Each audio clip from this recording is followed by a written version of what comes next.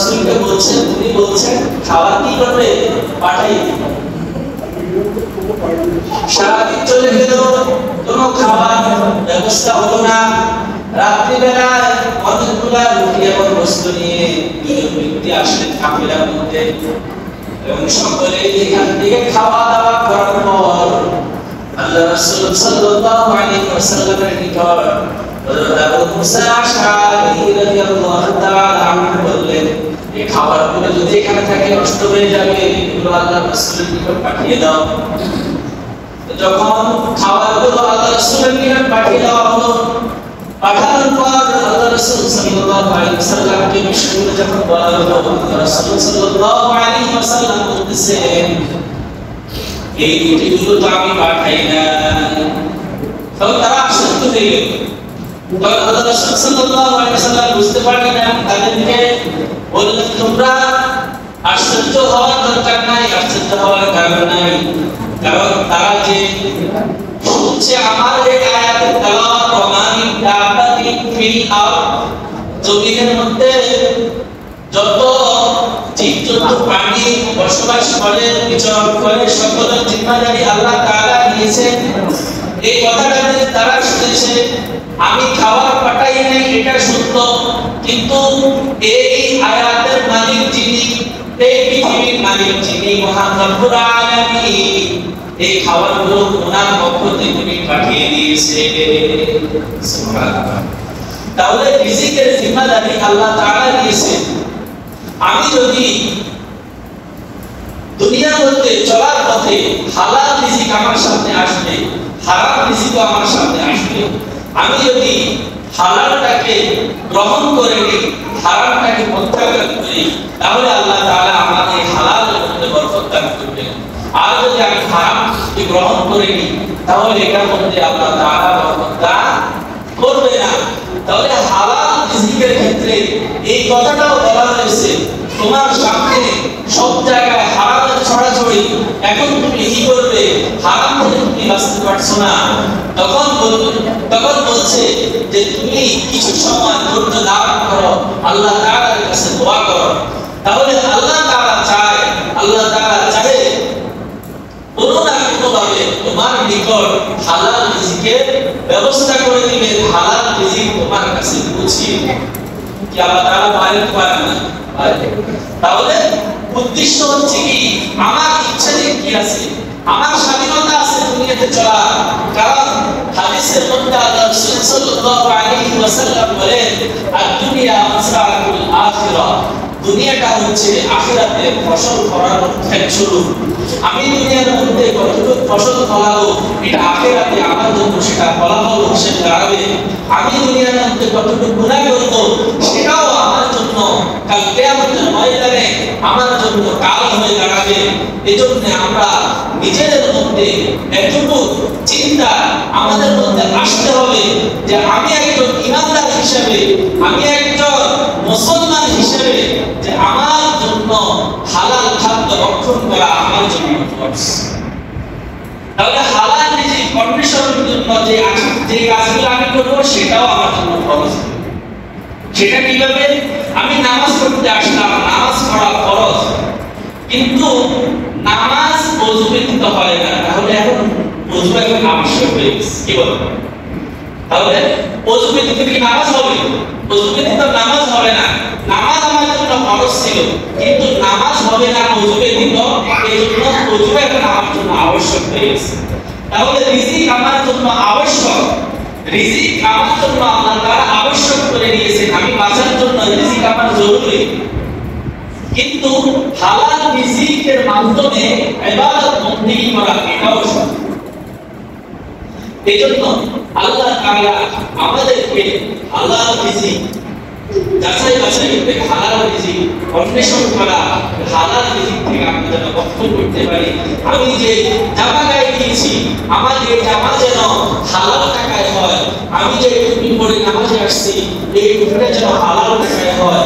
আমি যে পায়জামা, আমি যে প্যান্ট পরে আসছি, গেঞ্জি পরে আসছি, আমি যে জুতাখানা পরে আসছি, আমি যে জায়নামাজের মধ্যে সেজদা দিতেছি, আমার এই জায়নামাজ আমার এই জায়গা মাছ, আমার এই পাঞ্জাবি, আমার টুপি হালাল রিজিকের মাধ্যমে কিনা না কিনা না, এটা আমার বুঝতে হবে এবং এটা আমার চিন্তা করে হালাল উপার্জনের আমরা একটা ব্যবস্থা করতে হবে। কারণ দুনিয়ার মধ্যে যদি আমি হালাল রিজিক কন্ডিশনের মাধ্যমে যদি আমার যে জীবিকা আছে সেটা যদি আমি না চালিয়ে যাই, তাহলে কাল কিয়ামতের ময়দানে জান্নাত আমার জন্য হারাম হয়ে যাবে।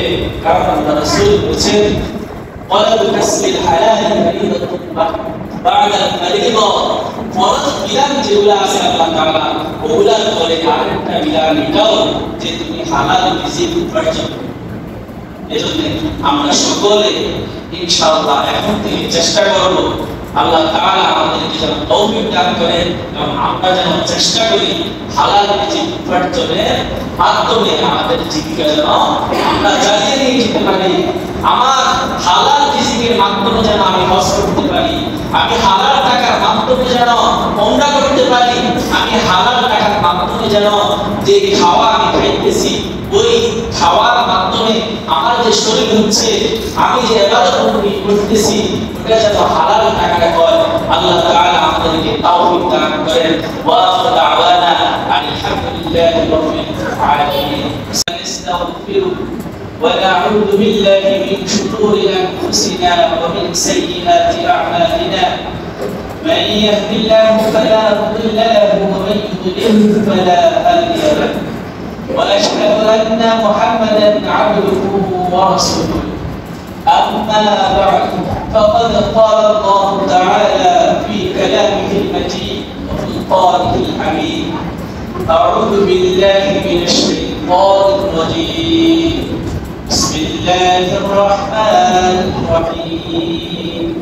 وما من دابة في الأرض إلا على الله رزقها ويعلم مستقرها ومستودعها كل في كتاب مبين. وقال النبي صلى الله عليه وسلم: طلب كسب الحلال فريضة بعد الفريضة، أو كما قال عليه الصلاة والسلام. وقال تعالى في آية آخر: فإذا قضيت الصلاة فانتشروا في الأرض وابتغوا من فضل الله واذكروا الله كثيرا لعلكم تفلحون. وقال النبي صلى الله عليه وسلم: لا يدخل الجنة جسد غذي بالحرام، أو كما قال عليه الصلاة والسلام. وقال تعالى في آية آخر: يا أيها الناس كلوا مما في الأرض حلالا طيبا ولا تتبعوا خطوات الشيطان إنه لكم عدو مبين.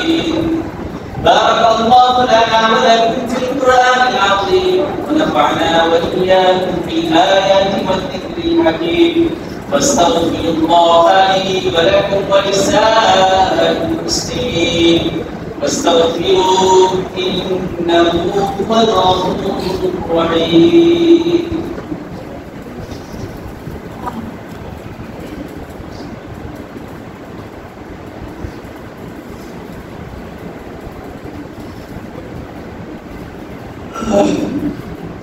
الحمد لله نستعينه ونستغفره ونعوذ بالله من شرور أنفسنا. من يهد الله فلا مضل له ومن يضلله فلا هادي له. وأشهد أن لا إله إلا الله وحده لا شريك له وأشهد أن محمدا عبده ورسوله أرسله بالحق بشيرا ونذيرا بين يدي الساعة.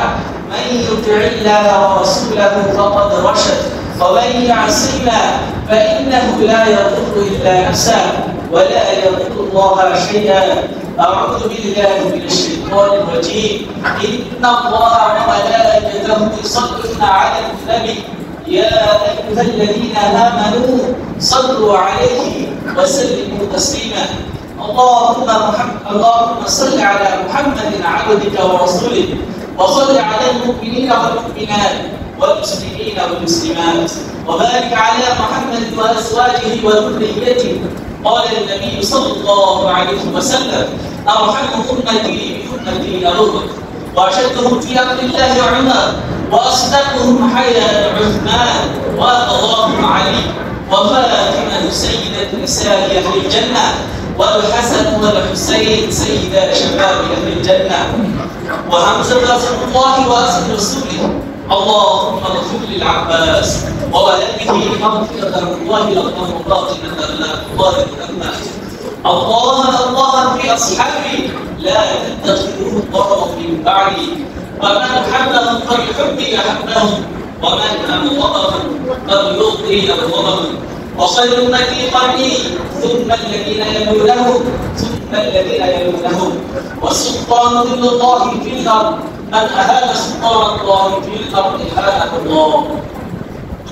اللهم بارك لنا في صحتنا، اللهم بارك لنا في وعدنا، اللهم بارك لنا في أموالنا، اللهم بارك لنا في أزواجنا، اللهم بارك لنا في أولادنا، اللهم بارك لنا في دارنا، اللهم بارك لنا في طاعتنا. اللهم انصر المؤمنين، اللهم انصر المجاهدين وفي غزة وفي فلسطين، اللهم انصر المجاهدين وفي غزة وفي فلسطين وفي كشمير وفي كل مكان. اللهم اشف مرضانا ومرضى المؤمنين، اللهم اشف مرضانا ومرضى المؤمنين. إن الله يأمر بالعدل والإحسان وإيتاء ذي القربى وينهى عن الفحشاء والمنكر والبغي يعظكم لعلكم تذكرون. فاذكروني أذكركم واشكروا لي ولا